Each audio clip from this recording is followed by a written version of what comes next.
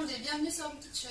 Aujourd'hui on se retrouve pour une recette ultra simple de pâtisserie que toutes les mamans connaissent, le gâteau au yaourt.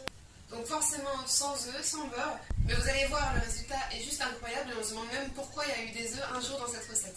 Alors on aura besoin de farine de blé, donc de farine toute simple, 3 pots de yaourt, donc 3 pots de farine, un petit peu de sucre, un tout petit peu d'huile, un sachet de levure chimique, et après si vous voulez le customiser, de la confiture de fraises, d'abricots, des pépites de chocolat, ce que vous voulez quoi. Vous pouvez même le laisser nature, c'est très bon.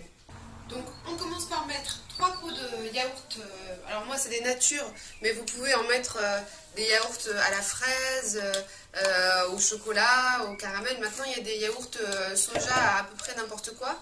Ça marche aussi avec des yaourts maison, hein, des yaourts au lait d'amande, au lait de coco. J'ai déjà fait le test, c'est super bon. Et donc vous gardez un pot vide pour avoir la même mesure en farine. Donc c'est un temps pour temps de yaourt et de farine.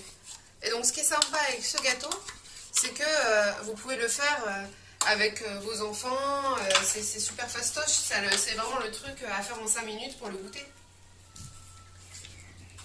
Et enfin, un demi-pot d'huile, donc je vous conseille une huile plutôt au goût neutre, pas trop d'huile d'olive ou des huiles qu'on pourrait retrouver le goût dans le gâteau.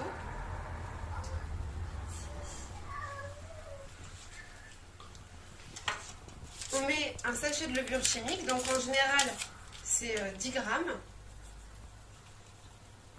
Et là, c'est à vous de jouer, soit vous incorporez, alors moi j'ai un reste de pépites de chocolat, vous incorporez des pépites de chocolat, vous incorporez quand il sera cuit de la confiture, vous le customisez comme vous voulez, et vous touillez tout le mélange pour que ça soit à la fin une pâte bien homogène.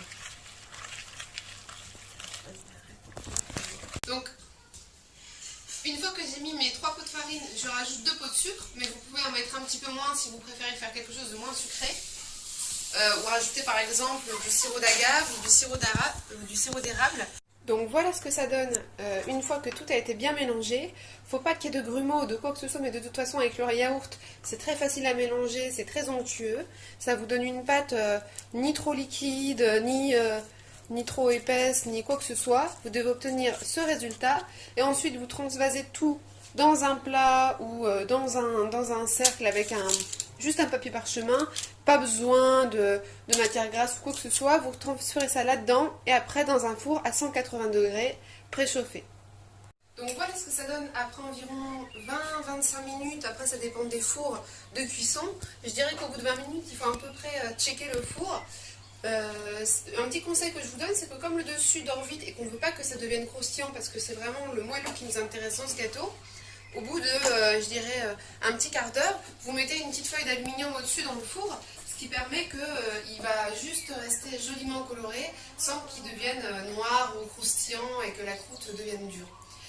J'espère que cette recette vous a plu, elle prend vraiment 5 minutes, vous pouvez la faire avec vos enfants, la customiser à l'infini de pépites de confiture, de coulis, et on se retrouve très vite pour une nouvelle vidéo.